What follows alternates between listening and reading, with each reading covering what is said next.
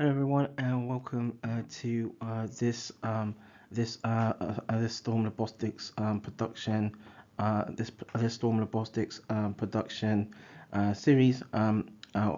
or edition in around this being an editorial edition around an editorial edition as part of the Labonyx Bltztorm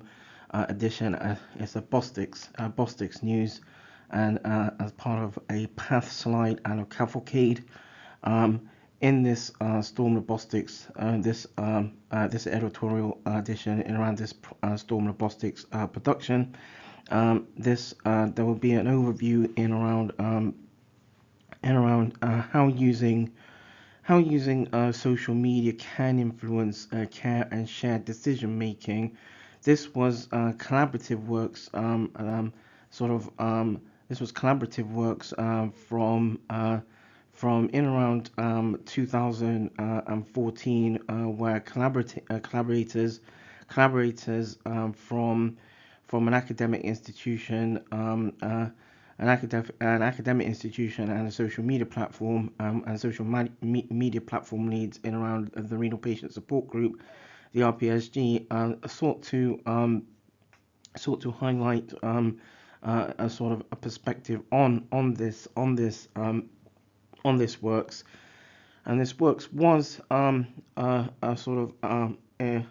this works was accepted for presentation at the Excellence in Pediatrics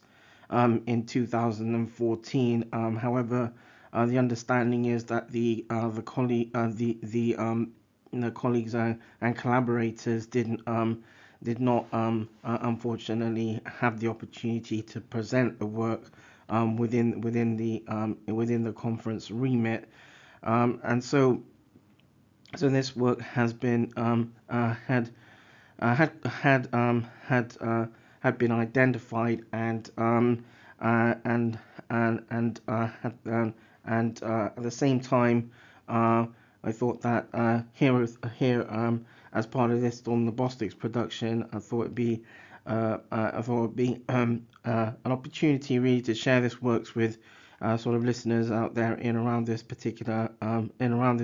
focus. So in around the aims then around this works. So using the or utilizing the renal patient support group or the RPSG example, the aim of this works was to number one, highlight the importance of raising awareness for chronic kidney disease or CKD for young people and parents and guardians. Number two, to inform how social media helps adapt positive coping strategies, and number three, how using social media can influence care and shared decision making. And the claim here, or the basis here in around this works was also was that in future prospectively clinicians in pediatrics or pediatric nephrologies um, uh, um, should sort to sort of prompt best practices or propagate best practices by having by encouraging involvement in around patient or service user led initiatives, and better appreciate how young people with CKD for example, and parents and guardians, for example, use the internet or social media platforms or social media as an effective resource. So in around the backgrounds around this works, it had been documented that 80 to 90% of all care for young people with LTCs, long-term conditions, is undertaken by service users or patients themselves and families. And this was evident in a retrospective document by the Department of Health in 2012. Most young people living with chronic illnesses such as CKD spend the vast majority of life or time with life or time looking kind of look where where parents and guardians who parents or guardians, for example, looking after sort of children or young people with particular conditions, particular health conditions, uh, by sort of sort of by direction and guidance through clinical teams or medical teams, and and so thus coping strategies and coping strategies are therefore fundamental to dealing with chronic health problems. However, there have been few investigations or in around coping among people with living with advanced chronic kidney disease, and especially amongst younger people. Social media usage has grown exponentially with social media sites, for example, such as Facebook, Twitter, Instagram, and others now representing perhaps more than 20% of time online, and much more in young in much more in from young people. And not surprisingly, patients and carers seek peer-to-peer support through social media, which offers advantages over standard forms of uh, uh, uh, over standard forms uh, um, of uh, of interaction, and and accessibility and immediacy, sort of offers an opportunity for service user and patient centric sort of education, uh, and patient centric sort of education in this way. The pediatric in around pediatrics, and specifically in around nephrology, the pediatric nephrologist needs to ensure, or should ensure, they are providing the best care with the understanding of what resources are available to service users and patients. So in context around the pediatric nephrology specialty, and sort of as an overview perspective. So pediatric nephrology brings scope to collaborate amongst various other organ specialties, and disease and across diseases, and research in clinical and laboratory medicine, and with the intention of sort of more science translating into mainstream practice. So, in appreciating the care for young people with CKD or chronic kidney disease, pediatric nephrology, like many other pediatric specialties, has long implemented a clinical science sort of ethos, and thus conventionally had maintained an academic basis. Or whilst nephrology is specific in its own right, pediatric nephrology becomes more intricate, since physicians are caring for sort of infants and adolescents with renal disease.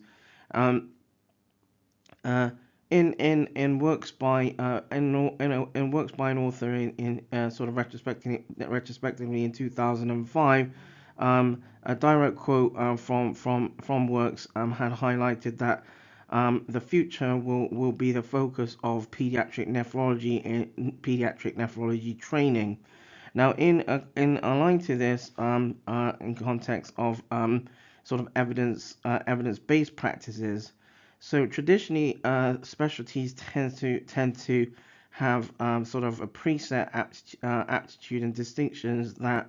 potentially illuminate the academic integrity, potentially illuminate the academic integrity within the team. But now, this is not always the case. So what are the issues? What issues are pediatric nephrologists facing today? The pediatric consultant needs to comprehend or should comprehend essence of clinical science, laboratory practices, clinical epidemiology, epigenetics, patient-led initiatives, and medical statistics, to name a few, in order to one thrive, and in order to one thrive and succeed in the field, and two and two, to place them more in holistic academic, to place them as sort of more holistic academic physicians or holistic clinician scientists, accordingly. Having an overall understanding of where to bridge sort of gaps in healthcare would also allow pediatric nephrologists to better comprehend translational science, especially with regard to endeavors in bettering dialysis regimes, for example, um, and sort of immunosuppression regimens for young people, and patient-led initiatives, transplantation, allograft survival or prognosis, and genetic renal diseases. Um, what Epidemiology and statistics are also subjects or subject or entities becoming increasingly, or have become increasingly important in everyday nephrology, and um, uh, published works by teams in the specialty inform of CKD in young people, and sort of a global perspective, and another direct quotation in works by authors inform that additional efforts to define the epidemiology of pediatric CKD worldwide are increasingly sorry are necessary if better understanding of the full extent of the problem, areas of study, and potential impact of intervention is desired. Clinicians need to at the same time clinicians need to know how to sort of gain access to journals and specific software, well, that would enable them to attain knowledge at their fingertips, and software that holds a sort of large sets of genetic information, and retrieving this data would become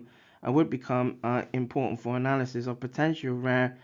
renal anomalies, and appreciating the concepts of, for example, single nucleotide polymorphisms, or SNPs. Um, Following on from this, following on from this, in context of coping with chronic illness, and there have been audio podcasts in the Storm Robotic production series, in around some aspects around coping with chronic illness, but to iterate again. Um, in research retrospectively in from 2008, 2008, research observes or informs that stress and coping are arguably the most, perhaps some of the most sort of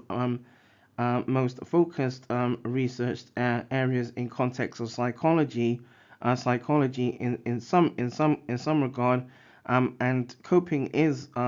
about the way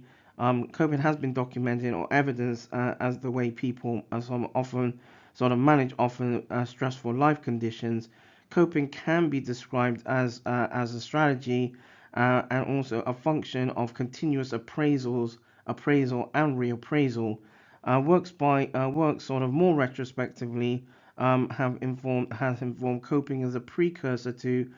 psychological growth and lessening anxiety. Uh, uh, in works again from 2000 and again in 2008, a researcher, one author investigator highlights and discusses coping, as specifically in regard to young people, stating the following, and the following is a direct quote. Coping represents feelings, and actions that an individual uses to deal with problematic situations encountered in everyday life and in particular circumstances. Works in 2010 have highlight that a theoretical framework to explain information exchange in the healthcare context, specifically with young people, and a particular a model identifies both positive and negative influences of information and knowledge exchange in clinical context during the transitioning years between pediatrics or young people from particular services, and thus transitioning into equivalent services in context of adult in context of the chronic kidney disease model, and aligned to the adult population, and in particularly in, for example, ages 13 to 19, and often where the information support and exchanges in the clinical context are negative or lacking in some way, young people seek other support from different from varying mechanisms in around networks. Increasingly, this extends beyond, for example, friends and family, and extends through social media and the internet. Works also in 2005 have highlighted and reinforced the need or requirement for not just trustworthy but accessible information for young people. Works also in 2005 also highlighted that as a desire there is a desire within for young people, or within young people, for a sort of a whole lifestyle approach to health, and therefore it is not surprising to find that young people it's not surprising to find that young people exploit a range of information resources or sources, and access in different ways, including using technology to fulfill information requirements. So, in context of this now, in around some context around the sort of internet and social media. So, social media sites facilitate sort of maintaining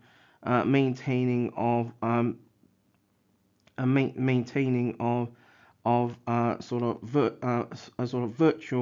virtual relationships with contacts from both from both from both sort of personal and professional lives. Twitter as a social media platform, social media basis is also has become popular. Allows people to, for example, tweet short updates on comings and goings activities, and using social and media forms. Different social media forms have been paving the way in which people interact and communicate more generally. And Works by a team in 2010 have found that two online activities stood out amongst internet users living with chronic disease. So, for example, blogging or journaling and participating in online discussions. And participating in online discussions. And another direct quote from Works was had informed. These resources allow an internet user to dive deeply into a health topic, and using the internet as a communication tool, not simply an information vending machine. And so in following using technology or not using technology or the internet and social media has certainly advanced, and there have been sort of a dramatic transformation in how young people communicate and gather resources and share information through electronic media. Gathering information this way can also form sort of helpful can help form and utilize can help young people utilize positive sort of coping strategies and as well. So in around some context around the renal patient support group, the RPSG, in context of the influence of social media and the RPSG sort of perspective in around this works. The RPSG is a non funded social media platform, primarily which was patient and carer led in which was patient and carer led, and an initiative that was established in 2009 by a patient and a carer, and mainly in the southwest region in the United Kingdom. And unlike other social media platforms, or for example Facebook groups, for example, the RPSG is also, or had also been research based, had a research sort of ethos, and there are all articles informing of how social media of how support groups can empower young people and parents and guardians as well. At the time of this works, when this collaborative works was was in, it was involved, the RPSG had 11 members who formed the administrative and research team, with representation from the United Kingdom, Europe, Australia, and United States, who had been responsible for moderating the social media platform or the group. And today, at the same time, around that time, there were just over 5,500 members, sort of globally supporting each other, with members providing insight on lived experiences and shared decision making. And since the RPSG is mainly, or had been mainly, a Facebook platform, a Facebook platform, this had lent itself well to raising awareness, allowing members to share sort of experiences and real life stories. In around young people and parents and guardians, young people experience a range of can experience a range of emotions when living with ill health, and that can be barriers to effective communication and coping. Feelings of confusion, fear, and uncertainty. Uh, yeah, feelings of confusion, fear, and uncertainty as well. Uh, and works in sort of retrospectively in the late 1980s, in 19 sorry late 90s, 1998 specifically, found that communicating information about illness as a form of support can reduce uncertainty and help people cope, and works in 1999, highlighted work on communication identifies the importance of understanding the management of uncertainty in the health context, where in some instances people want to reduce uncertainty because it is threatening, and at other times uncertainty allows people to have uncertainty sometimes and at other times uncertainty allows people to to uh, to have a sense in some regard have a sense of hope, but also where uncertainty has been identified to link with a sense of optimism as well. The period of transition from teenage years to adulthood is known to be a particularly challenging time for young people generally, and works in sort of retrospectively in 2004 had identified the critically identified the critically of the sorry the the cruciality of communicating information effectively and appropriately to help people cope with illness, with sensitivity needed in health in context of health communication. Information and communication in the healthcare context forms a complex network, network in which there can be tensions due to a lack of information and support, and where misunderstanding or mistrust sort of it has can stem as well. And works by several authors highlight sort of examples of contradictions or dilemmas where for advice and support may be viewed by the receiver as either helpful, a positive experience, or sort of a butting in, and thus being a negative experience. Intriguingly, young people and parents and guardians with internet access also have more research can tend to have sort of a research knowledge about particular diseases or and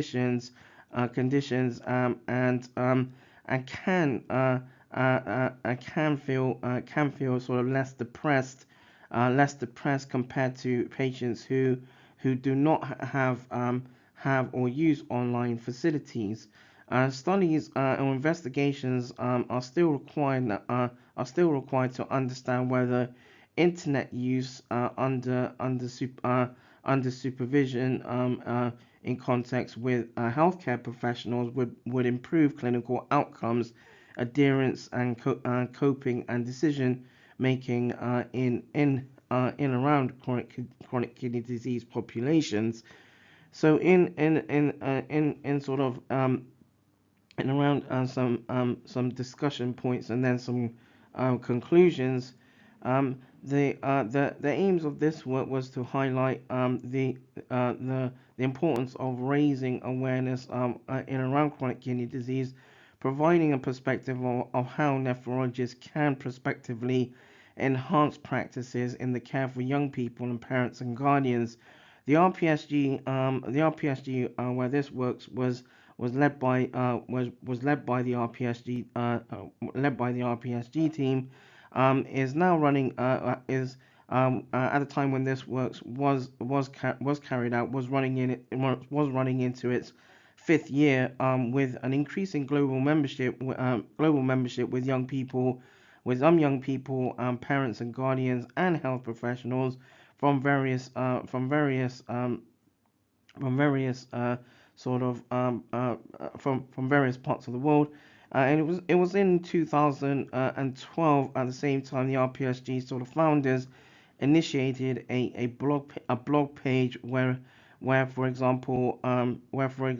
researchers can sort to identify some of the work through the RPSG as well where for example where researchers for example may not be may not use for example Facebook as well. And so the RPSG had initiated a blog page had initiated a blog page for example non-Facebook users. The RPSG has allowed a sort of a platform for researchers from organizers institutions to collect online data by the implementation of secure link to surveys relating to renal disease or kidney disease and healthcare. And so this works when it was put together when it was collaborative where the collaboratives initially put this work together. Also informed how using social media can help raise awareness and providing sort of the RPSG sort of a perspective. The RPSG has sort of positively um, uh, uh, has positively prompted or encouraged sort of sort of availability around resources and supporting service users and to sort of also at the same time to encourage and prompt a sense of self-care strategies, enhancing shared decision making, empowering members to adopt sort of coping strategies. So in around the conclusions of this works, with regard to where service users, patients, parents, and guardians, for example, where there's a sense of using the internet as a resource to gather information relating to chronic kidney disease as an effective has been identified as an effective an effective way in context of learning and resource. And the RPSG sort of retrospectively had set a basis from a global perspective and how social media has become sort of more sort of a first port of call in context in around information. And best practice can only be achieved by pediatric nephrologists uh, if they continually learn, communicate with young people and parents and guardians sort of frequently. And ongoing learning can prepare a clinician in the high pacing specialist division of medicine. Other important subject entities such as psychology, and radiology, um, in context of supporting young people with CKD will remain paramount. And in around the clinical care of young people with CKD. There are still ongoing challenges to provide best care for all with CKD, and ultimately there is an increasing requirement to raise awareness and enhance coping strategies for young people, and highlight how, for example, using the internet and online forums and social media platforms can be resourceful. Professionals should have an understanding of what resources are available. Again, are available to young people, parents, and guardians. That draws this